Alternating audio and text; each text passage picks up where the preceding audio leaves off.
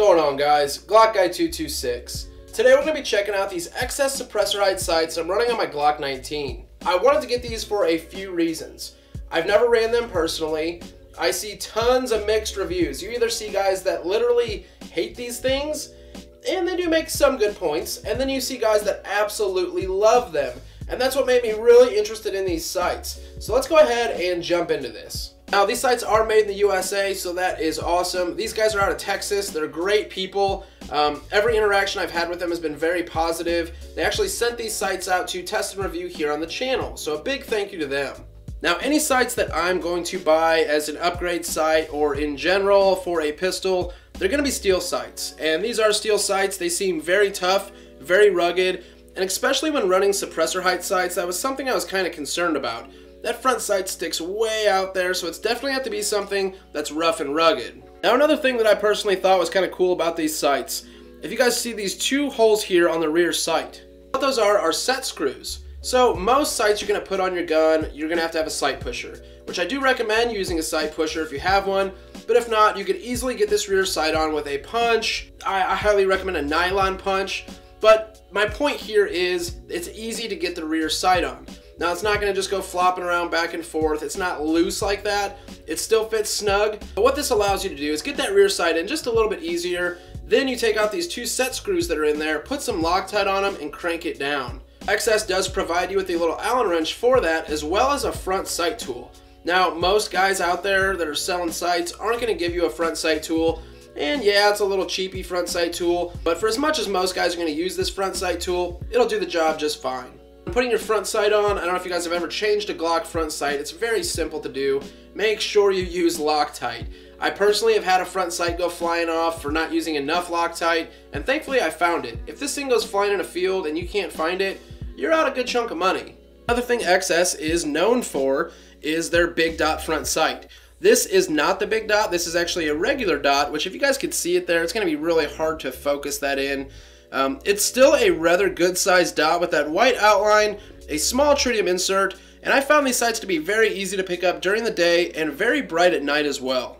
XS sights came from the idea of express sights on safari type hunting rifles, where they're going to have a V-shaped rear with a little line and then some sort of big ball front sight, maybe, you know, like a shotgun bead type deal, but a big ball front sight used to hunt wild game. Now, how these sights work are in the rear. You can see our rear sight has that little V in it, and right in the middle on the rear is a little line. So some guys call it dotting the I, putting the golf ball on the T. What we're going to do is balance that front sight right in the middle of that V as well as on our line there, and you guys can see the RMR co-witnesses very well. Now, it might not pick up perfectly in the camera, but I can assure you guys it's been pretty easy shooting these sights with the RMR. So that was something I was kind of concerned about, not only being new to the RMR, but being new to the XS sights. I was like, man, there's going to be a lot of learning curve here versus throwing some 3-dot sights that I'm used to already on it with an RMR, but I was rather surprised at how quickly I picked up on this. Now, I can't sit here and say these are the best sights ever, run out and buy them, but what I can tell you is from my personal experience so far, I am really liking these sights. They're very easy, very simple to use. And last time I went to the range, all I brought was some steel. Next time we go out, we're going to take paper and really see how accurate we can get with these things. One of the biggest arguments that guys make with these sights, they say they are an up-close sight, maybe 10 yards and in, defensive type sight, and that's it. Once you get out to distance, there is a lot of margin for error. I can understand that. With the dot being the size that it is, with the rear sight being the way that it is versus a typical notch and post 3-dot sight, I can see once you get out to some distance there being some room for error, so I'm not arguing that. But I think most guys and most encounters we're going to run into are going to be those close distances. Now, while these may not be the most accurate sights if you're into shooting groups or shooting at distance with a pistol, I personally found that I was able to put rounds on target when I needed to.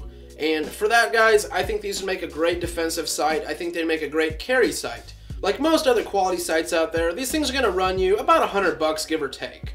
So if you are interested in these sights, I will leave a link below. Now, with most guys either loving these sights or completely disliking these sights, I want your guys' opinion on this. I've only ran about 500 rounds through this, so I got a good idea of how I personally feel about the sights. compared to some other brands out there.